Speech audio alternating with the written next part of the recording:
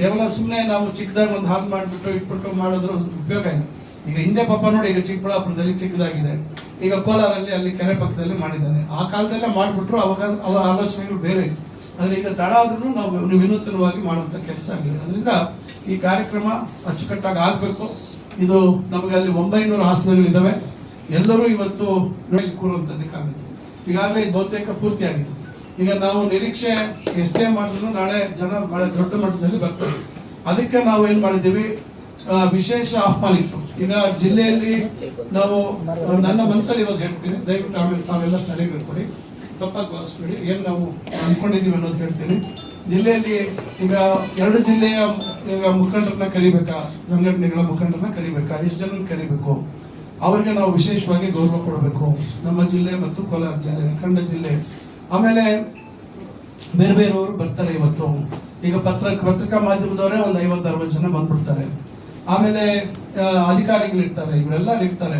ಅದರಿಂದ ಅಲ್ಲಿ ವಿಶೇಷ ಆಹ್ವಾನಿತರು ಅಂತೇಳಿ ಆಡಿಟೋರಿಯಂ ಅಲ್ಲಿ ಕೂರುವಂತವ್ರಿಗೆ ನಾವು ಇವತ್ತು ಹೆಂಗ್ ಮಾಡ್ಬೇಕು ಅನ್ನೋದು ತಮ್ಮ ಸಲಹೆ ಬೇಕು. ಅದಾದ ನಂತರ ಕೆಳಗಡೆ ಡೈನಿಂಗ್ ಹಾಲ್ ಅಲ್ಲಿ ಏನಿದೆ, ಅಲ್ಲಿ ಒಂದು 450 ಜನ ಕೂತ್ಕೋಬಹುದು. ಅಲ್ಲಿ ಎರಡು ಪರದೆ ಹಾಕ್ಬಿಟ್ಟು ಅಲ್ಲಿ ವೀಕ್ಷಣೆ ಮಾಡೋದಕ್ಕೆ ಮಾಡ್ತೀವಿ. ಪಕ್ಕದಲ್ಲಿ ಲೈಬ್ರರಿ ಜಾಗದಲ್ಲಿ ಅಲ್ಲಿ ಶಾಮಿಯಾನ ಹಾಕಿ ಅಲ್ಲಿ ಸುಮಾರು ಒಂದು 2000 ಜನ ಕೂರ್ಬೋದು ಅಂತ ಹೇಳ್ತಾ ಇದ್ದಾರೆ. ಅಲ್ಲಿ ಒಂದು 2000 ಜನಕ್ಕೆ ಸೀಟಿಂಗ್ ವ್ಯವಸ್ಥೆ ಮಾಡ್ತೀವಿ. ಲೈಬ್ರರಿ ಹಿಂಭಾಗದಲ್ಲಿ ಏನೋ ಜಾಗ ಇವತ್ತೆಲ್ಲ ಕ್ಲೀನ್ ಮಾಡ್ತಾ ಇದೀವಿ. ಅದು ಏನೋ ಮಹಿಳಾ ಸಮಾಜದ ಜಾಗ ಇದೆ, ಅದನ್ನ ನಾವು ಕ್ಲೀನ್ ಮಾಡ್ತಾ ಇದೀವಿ. ಅದು ಅಲ್ಲಿ ನಾವು ಊಟದ ವ್ಯವಸ್ಥೆ ಮಾಡ್ಬೇಕು ಅಂತಿದ್ದೀವಿ.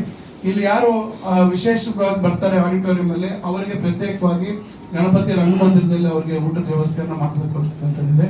ಈ ರೀತಿ ಅನ್ಕೊಂಡಿದ್ದೀವಿ. ಮತ್ತೆ ಎಲ್ಲ ಕಡೆ ಈಗ ಸಂದರ್ಭದಲ್ಲಿ ಅವರೆಲ್ಲರೂ ಹೋಗಿ ನೋಡಿ ಅವ್ರಿಗೆ ಕೊಟ್ಟಂತ ಸಲಹೆಗಳೆಲ್ಲ ಅದಕ್ಕೆ ಸೇರಿಸಿದ್ವಿ. ಯಾಕಂದ್ರೆ ಅಂಬೇಡ್ಕರ್ ಅವರ ಚಿತ್ರ ನಾನು ನೋಡ್ದಂಗೆ ಬಹಳ ಕಡೆ ನೋಡಿದ್ದೀನಿ. ಒಂದ್ ಕಡೆ ಇರೋದ್ರೆ ಇನ್ನೊಂದ್ ಕಡೆ ಇಲ್ಲ. ಒಂದೊಂದು ಅವರ ವಯಸ್ಸಿನಲ್ಲಿ ಒಂದೊಂದು ಹಂತದಲ್ಲಿ ಯಾವ ರೀತಿ ಅವರು ವಯಸ್ಸಾದಂಗೆ ಹೆಂಗಿದ್ರು, ವಯಸ್ಸಾಗಕ್ ಮುಂಚೆ, ಇವೆಲ್ಲ ಒಂದೊಂದ್ ಕಡೆ ಒಂದೊಂದು ರೀತಿ ಮಾಡಿದ್ದಾರೆ. ಈಗ ನಮ್ಮ ಸ್ನೇಹಿತರುಗಳು ಇವರೆಲ್ಲರೂ ಹೋಗಿ ನೋಡಿ ಅವರು ಅಂತಿಮವಾಗಿ ಅವರು ಇದು ಇರ್ಲಿ ಅಂತ ಹೇಳಿದ್ಮೇಲೆ ನಾವು ಅದನ್ನ ಮುಂದುವರಿಸಿ ಅದನ್ನ ಇದರಲ್ಲಿ ಕಂಚಲ್ಲಿ ಮಾಡ್ತಕ್ಕಂಥ ಕೆಲಸ ಆಗಿದೆ. ಅದು ಸುಮಾರು 8-8.5 ಅಡಿ ಎತ್ತರ ಇರ್ತಕ್ಕಂಥ ಪ್ರತಿಮೆ.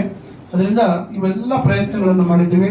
ಈಗ ಸುತ್ತಲೂ ಗಿಡ ಹಾಕ್ತಕ್ಕಂಥ ಕೆಲಸವನ್ನು ಮಾಡ್ತಾ ಇದೀವಿ. ಅದೆಲ್ಲ ನಾವೇ ಸ್ವಂತ ಮಾಡಿಸ್ತಾ ಇದೀವಿ. ಇವೆಲ್ಲ ಈ ರೀತಿ ಮಾಡಿ ಸುತ್ತಲೂ ಇವತ್ತು 20 ಅಡಿ ಜಾಗ ಇದೆ. ಇವಾಗ ಆರಾಮಾಗಿ ಗಾಡಿ ಹೋಗ್ಬೋದು. ಒಂದು 30-35 ಕಾರ್ ನಿಲ್ಸ್ಬೋದು, ಬೈಕ್ಗಳು ನಿಲ್ಸ್ಬೋದು. ಬಹಳ ಒಂದು ವ್ಯವಸ್ಥಿತವಾಗಿ ಇವತ್ತು ಮಾಡುವಂತ ಕೆಲಸವನ್ನ ನಾವು ಮಾಡಿದ್ದೀವಿ. ಆದರೆ ಇದನ್ನ ಉಪಯೋಗ ಆಗ್ಬೇಕು ಅಂತಕ್ಕಂಥ ದೃಷ್ಟಿಯಲ್ಲಿ ಈಗ ನಾವು ಮುಂದಿನ ದಿನಗಳಲ್ಲಿ ಶಾಲೆಯ ಮಕ್ಕಳು, ಸರ್ಕಾರಿ ಮತ್ತು ಖಾಸಗಿ ಶಾಲೆಯ ಮಕ್ಕಳು, ಕಾಲೇಜಿನ ವಿದ್ಯಾರ್ಥಿಗಳು ಆಗಿಂದಾಗೆ ಅವರು ಬಂದು ಇಲ್ಲಿ ಒಂದು ಪ್ರವಾಸದ ರೀತಿಯಲ್ಲಿ ಬಂದು ಈ ಅಂಬೇಡ್ಕರ್ ಭವನದ ವೀಕ್ಷಣೆ ಜೊತೆಗೆ ಅಂಬೇಡ್ಕರ್ ಅವರ ಕ್ವಿಜ್ ಅಲ್ಲಿ ಪಾಲ್ಗೊಳ್ತಕ್ಕಂಥದ್ದು ಮತ್ತು ಒಳಗಡೆ ಹಾಲ್ ಅಲ್ಲಿ ಕೂತ್ಕೊಂಡು ಅಂಬೇಡ್ಕರ್ ಅವ್ರ ಬಗ್ಗೆ ನಾವು ಏನು ಪ್ರದರ್ಶನ ಮಾಡ್ತೀವಿ, ಬಹಳಷ್ಟು ಇನ್ನ ಮಾಹಿತಿ ಸಂಗ್ರಹಣೆ ಮಾಡಿದ್ದೀವಿ. ಇನ್ನು ಅದಕ್ಕೆ ಸೇರಿಸುವಂತದ್ದಾಗುತ್ತೆ ಅಂಬೇಡ್ಕರ್ ಅವರ ಜೀವನ ಮತ್ತೊಂದು ವಿಡಿಯೋ ರೂಪದಲ್ಲಿ. ಯಾಕಂದ್ರೆ ಇಷ್ಟು ಒಳ್ಳೆ ಒಂದು ಥಿಯೇಟರ್ ಇದ್ದಂಗೆ, ಇದೊಂದು ರೀತಿ ನೀವು ನೋಡಿದಾಗ ಒಂದು ಸಿನಿಮಾ ಹಾಲ್ ಇದ್ದಂಗೆ ಅಷ್ಟೇ, ಬೇರೆ ಏನು ಕಮ್ಮಿ, ಯಾವುದಕ್ಕೆ ಕಮ್ಮಿ ಇಲ್ಲ. ಅದರಿಂದ ಅವರ ಕೂತು ಒಂದು 16-ಮುಕ್ಕಾಲು ಗಂಟೆ ಕೂತು ಹೋಗುವಂಥದ್ದು ಆಗ್ಬೇಕು ಅಂತಕ್ಕಂಥದ್ದು.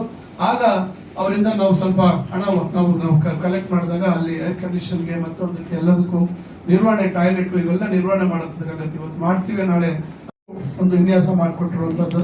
ಅದರಿಂದ ಅವಾಗಲೇ ಅವ್ರು ಮಾಡ್ಕೊಟ್ಟಿದ್ರು. ಆ ಮಾಡ್ಕೊಟ್ಟಿರೋಂಥದ್ದೇ ಬಹುತೇಕ ಅದೇ ಇದ್ರ ಮೇಲೆನೆ ಇವತ್ತು ನಾವು ಇನ್ನು ಬೇರೆ ಬೇರೆ ಈಗ ಕಾಲ ಬದಲಾದಂಗೆ ಕೆಲವೆಲ್ಲ ಅಲ್ಲಿ ಮಾಡಿರುವಂಥದ್ದು ಆಗಿದೆ. ಅದರಿಂದ ಈ 3 ಉದ್ಘಾಟನೆಗಳು ಅವತ್ತು ಇಟ್ಕೊಂಡಿದ್ದೀವಿ. ಪ್ರಾರಂಭದಲ್ಲಿ ಇಲ್ಲಿ ಬರ್ತೀವಿ, ತಾಲೂಕ್ ಪಂಚಾಯತಿಗೆ ಬಂದು ಈಶ್ವರ್ ಖಂಡ್ರೆ ಅವರು ಬರ್ತಾರೆ. ಗ್ರಾಮೀಣಾಭಿವೃದ್ಧಿ ನೂತನವಾಗಿ ಗ್ರಾಮೀಣಾಭಿವೃದ್ಧಿ ಸಚಿವರಾಗಿರ್ತಕ್ಕಂಥ ಈಶ್ವರ್ ಖಂಡ್ರೆ ಅವರು ಬರ್ತಾರೆ. ಅವರು ಮತ್ತೆ ಪರಮೇಶ್ವರ್ ಅವರೆಲ್ಲ ಇಲ್ಲಿ ಬಂದು ಈ 2 ಭವನಗಳು ಮತ್ತು ಪ್ರವೇಶ ದ್ವಾರ, ಎಂಟ್ರೆನ್ಸ್ ಆರ್ಚ್, ನಾನೆಲ್ಲೋ ಬೇರೆ ವಿದೇಶಕ್ಕೆ ಹೋದಂತ ಸಂದರ್ಭದಲ್ಲಿ ನೋಡಿದ್ದೆ, ಬಹಳ ಭವ್ಯವಾಗಿತ್ತು.